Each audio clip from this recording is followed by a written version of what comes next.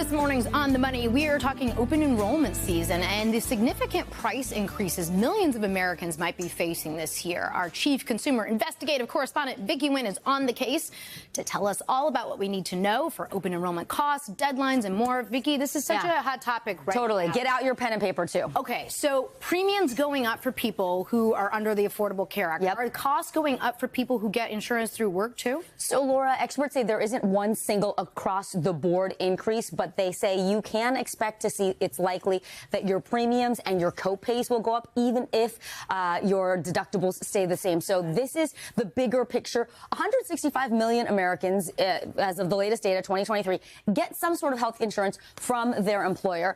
Back then, it was about 16 million getting something through a marketplace plan under the Affordable Care Act. Well, now, we see 24 million are getting that kind of plan. And so they are potentially very affected by the government shutdown and the potential for their premiums to go up. Yeah.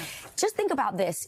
The estimates from the experts are that your premium for your health care premium, what you're paying for your health care premium and your deductibles make up about 10% of the median income for an average family in the U.S. That's a huge chunk. So that's why it's really important to make sure you get your ducks in a row and budget. Okay, and when we get our ducks in a row is a huge question. What are the deadlines for making decisions? And I bet a lot of people are wondering, does the government shutdown impact any of this? So for the 24 million people who have some sort of plan through the Affordable Care Act, yes, it could be a major change. One example that we were given is if you're someone who's making about $28,000 a year, Savannah, you're paying maybe $300 a year for your health insurance. That could go up to 6% of your income, which is $1,500. Imagine $300 to $1,500. Exactly. Imagine something going up 5 times the cost anywhere in your life and what that would do to your budget. So that is something to be aware of. Obviously, there is still time before we get to the end of the year. Hopefully, lawmakers get together and do their job. But for now, if you have one of those ACA plans, November 1st to January 15th,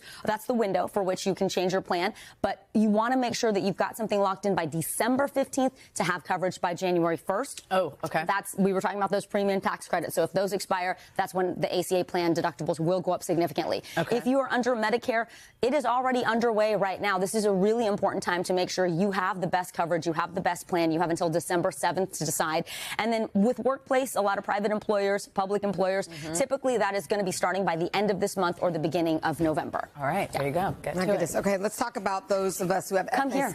Come join me here. FSA and HSA contributions and what we need to know. Oh my gosh, Chanel, it only took me 20 years of being a working professional to finally figure out what is an FSA versus an HSA. The headline here is you will be able to contribute about $100 more per individual to the plan this year. But here's what you need to know. The FSA, that stands for Flexible Spending Account. Very cool. What you do is you're putting pre-tax dollars towards healthcare expenses. Maybe one of your kids needs braces this year, or you know you're going to have a medical procedure. Important to load up your FSA. The one drawback we always talk about is you got to use it or you lose it. So at this time, towards the end of the year, I would advise people, if you still have money in your FSA, go to a Walgreens, go to a CVS. You can actually even use FSA money sometimes on fitness equipment. Oh, wow. If you have a letter of medical necessity from your doctor.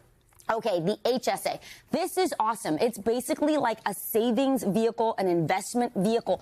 The challenge is you have to pair an HSA, which is a health savings account, with a high deductible health plan. Not all employers offer this, but the cool thing is you can put $4,400 if you're an individual, and if you don't use that money, it rolls over, and you're investing it in things like mutual funds, stocks, and so that money grows for you. It's like an investment, and you use all that pre-tax money to pay for health coverage. So that is ideal, but not everybody offers it. Do we have time for one more? Let's go. Okay, really quickly, one more to keep in mind. Lost my notes. There we go. Review yearly benefits. Okay. Of course. Of course. So in addition to the health plan, you want to make sure, do you have enough life insurance? Do you want to add a beneficiary to the plan? Have your family situations changed? Same with disability. One thing, if you die, you're done. Your family gets a lump sum. But if you're disabled, you have ongoing costs. You want to make sure you've got insurance, and then make sure that you're looking at your student loans, because a lot of changes are coming under the one big beautiful bill. Talk to your servicer and make sure you know what your payments will be for next year. You just can't put your head in the sand. Yeah, you really can't. That's the thing. To-do list. Thank you. So much good information. Thank you, as always. Hey, thanks for watching. And don't forget, you can catch the Today Show every morning on NBC, or take Today when you're on the go. Just follow the Today podcast on Apple Podcasts, Spotify, or wherever you listen.